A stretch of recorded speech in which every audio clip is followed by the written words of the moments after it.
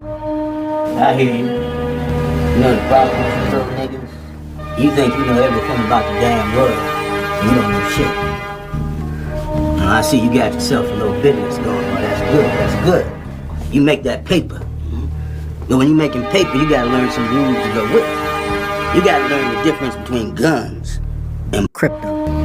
There are two types of niggas in this world. There are niggas with guns and niggas with crypto.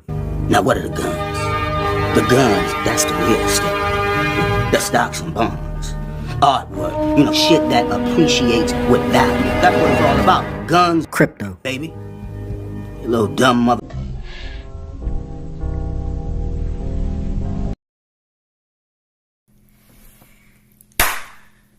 Yo, peace and love, peace and love. What's going on, good people? You are now tuned into the Strictly Gunz N Crypto educational channel. Today's video is just going to be a breakdown and pretty much me sharing the mental anguish that us competition shooters go through when we shoot certain stages and when certain things take place. It's pretty much common practice for competition shooters to get to record our videos, and it's not really anything about being vain or being trying to showboat or any of that. Really, it's really about collecting data so that we can go back and kind of review and research and try to see where we either faltered, where we had mistakes, our weaknesses, where we need to improve on, what we need to dry fire on to continue to work, and also confirm at the gun range with live fire. So this was one of my stages where, and this was during the Black Alpha Tactical DMV shootout, the outlaw match, and it's taken me a long while to just reconcile with myself and post this, because I was watching it pretty much on the toilet probably I don't know how many times. It's a stage where I was very pleased with how many shooting positions I was able to come up with. Only 3 for a 41 count stage, and I pretty much was doing my thing. And but I had, one was a mistake on the scoring on the part. Somebody they scored me wrong, and then at the end I pretty much had just a mental lapse, a quick mental lapse. And this is why people that shoot competition, we do it. Most of us, we do it because it's another level of training where it's about shooting, but it's also about your what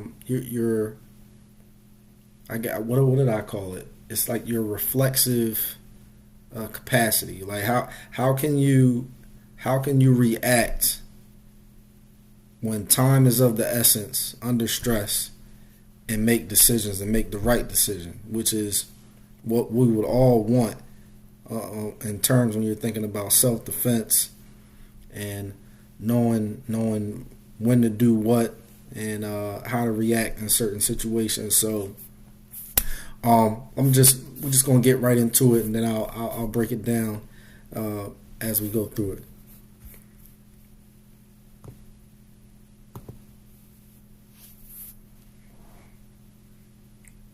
This is a 3 best shot per target.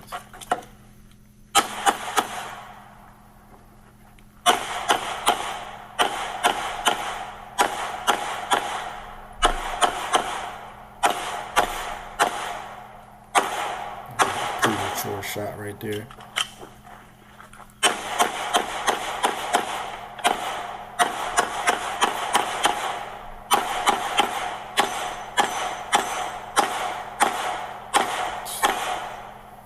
Don't tell me I did that. Fold it. Right. Finished? Yes, sir. So I program it down on the So, truck. this is why I had to shed a tear. Because going back and looking at it, I knew that I had the hit factor. I guess I was just afterwards, I'm trying to walk around to try and see, as they're pasting and whatnot. I knew I had got a 4.5 hit factor, and I had the 3 mics. They said I had a mic on the first target, which I'm gonna show you in slow motion. Actually, I had 3 alphas, and my grouping was so tight, I had a double that they just couldn't see. But that's on me again for not policing my my scores the way I should. But prior to, during the briefing, Mr. Anderson, he clearly stated that the steel on that tree over there needed to either swing halfway or all the way for it to count. I'm going off for sound confirmation, and I'm hearing it being hit, so I just kept, going through, and ended up leaving the steel there. So it broke my heart, because as you can see, I had 35 alphas, 3 Charlies, 3 mics, which really, if I'd have swung the steel like I was supposed to and not had that hiccup, I could have potentially had 38 alphas and 3 Charlies.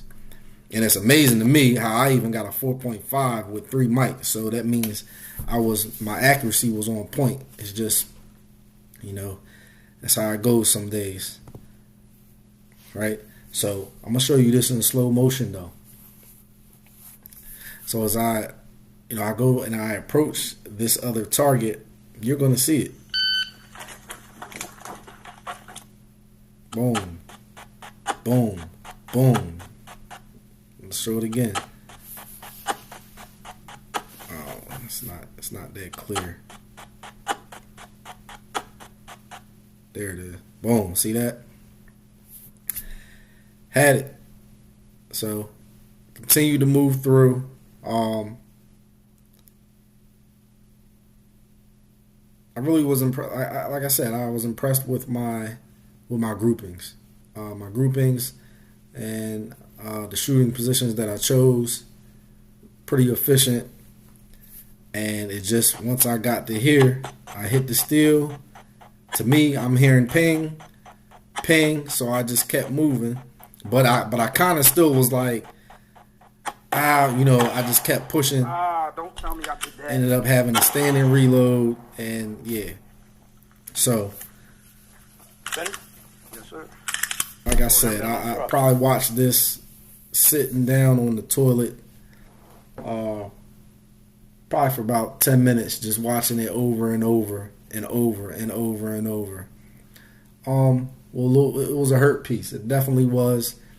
Because you never know. The one thing about, a stage like this, or any stage, that you can formulate a plan, your game plan, your stage plan, and you execute it with accuracy, especially somebody like me who's, still looking to improve. I've kind of, somebody told me I've turned the corner a little bit, but for me, I need to be consistent more times than not.